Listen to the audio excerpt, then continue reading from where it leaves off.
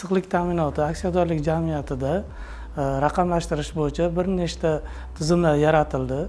Bizda yaratilgan tizimlardan qozonxonalar tizimi yaratildi. Ya'ni barcha O'zbekistondagi qozonxonalarni ustidan monitoring olib borish.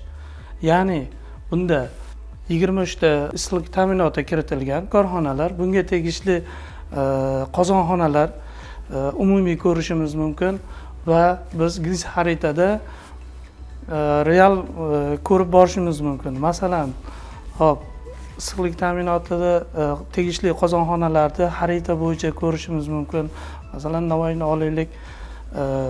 Bundan maqsad issiqlik ta'minoti xaritada qayerda joylashgan, uni parametrlari bo'yicha barcha ma'lumotlarni onlayn tarzda ko'rib borish mumkin. Qayerda joylashgan, quvvati, tarmog'i, qurilgan yili, ta'mir yili, uylar soni, xonadonlar soni, ijtimoiy soha korxonalari va hozirda biz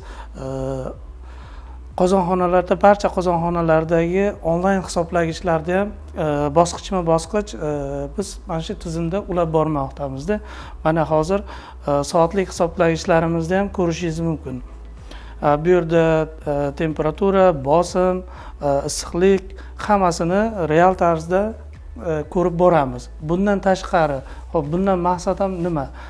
Agarda biz korxonalarda masalan joylashuviga qarab temperaturalarni ham ko'rishimiz mumkin. Temperaturaga qarab qozonxonalarda haroratini ushlab olib boriladi. Masalan, Uchquduqda harorat hozir 10 gradus. O'zi qozonxonalarda temperaturlarda ishlash tartiblari bor. Bu tartiblarga qarab kunda isishiga, sovishiga qarab ko'tarib pasaytirib boradi. Bu bizga nima beradi?